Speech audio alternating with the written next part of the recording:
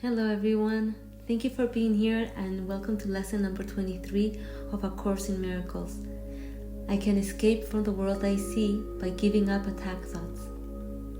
The idea for today contains the only way out of fear that will ever succeed. Nothing else will work. Everything else is meaningless. But this way cannot fail. Every thought you have makes up some segment of the world you see. It is with your thoughts then that we must work if your perception of the world is to be changed.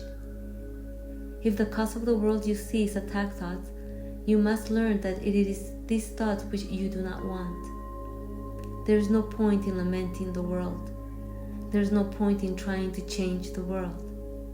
It is incapable of change because it is merely an effect. But there is indeed a point in changing your thoughts about the world. Here you are changing the cause. The effect will change automatically. The world you see is a vengeful world, and everything in it is a symbol of vengeance.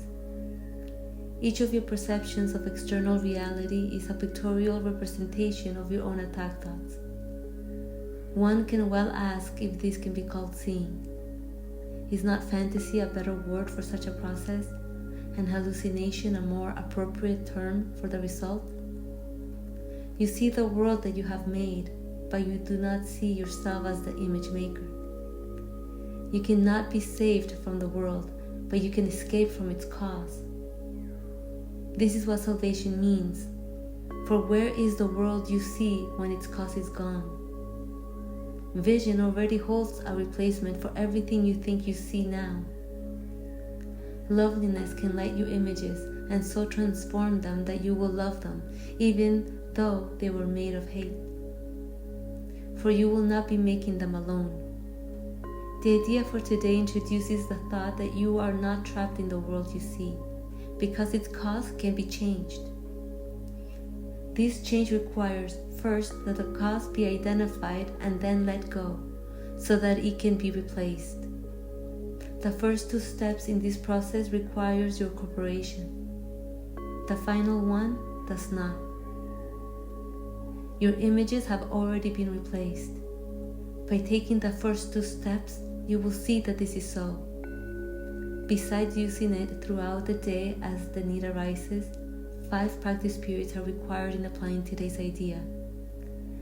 As you look about you, repeat the idea slowly to yourself first, and then close your eyes and devote about a minute to searching your mind for as many attack thoughts as occur to you. As each one crosses your mind, say, I can escape from the world I see by giving up attack thoughts about blank. Hold each attack thought in mind as you say this, and then dismiss that thought and go on to the next. In the practice periods, be sure to include both your thoughts of attacking and of being attacked. Their effects are exactly the same because they are exactly the same. You do not recognize this as yet, and you are asked at this time only to treat them as the same in today's practice periods. We are still at the stage of identifying the cause of the world you see. When you finally learn that thoughts of attack and of being attacked are not different, you will be ready to let the cause go. Okay, that is lesson number 23 of A Course in Miracles. I can escape from the world I see by giving up attack thoughts. Of course, I, the apparent separate individual, the image maker, can escape the world it thinks it sees by giving up attack thoughts, because it's easy to give up what doesn't exist, as both the apparent individual and its entourage of attack thoughts are never there. And that's why this lesson says that giving up attack thoughts can't fail, because how can giving up illusions be difficult? How can giving up what doesn't exist be hard to do?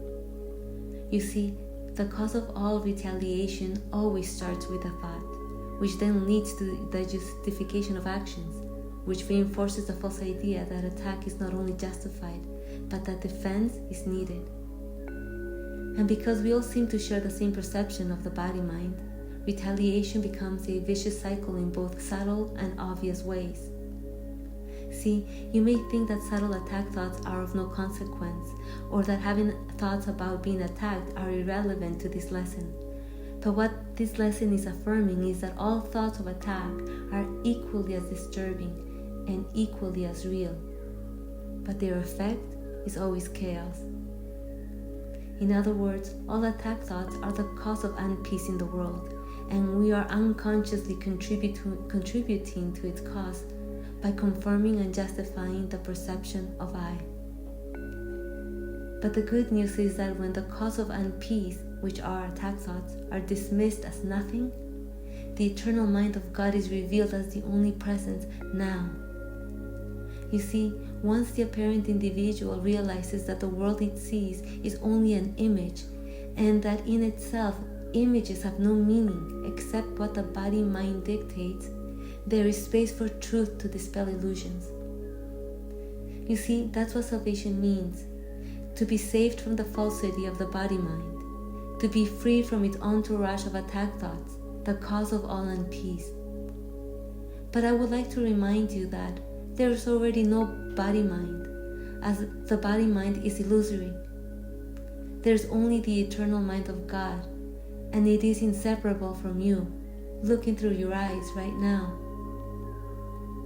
So, as apparent individuals, it is eye-opening to know that we are either contributing to peace or unpeace, in order to recognize how much we contribute to peace or unpeace in our apparent separate lives. So what this lesson is saying is that once the cause of unpeace, which is the body-mind and its entourage of attack thoughts, are dismissed as nothing, the effect is automatically peace in this present moment. Peace being the eternal presence of the formless, of the unseen.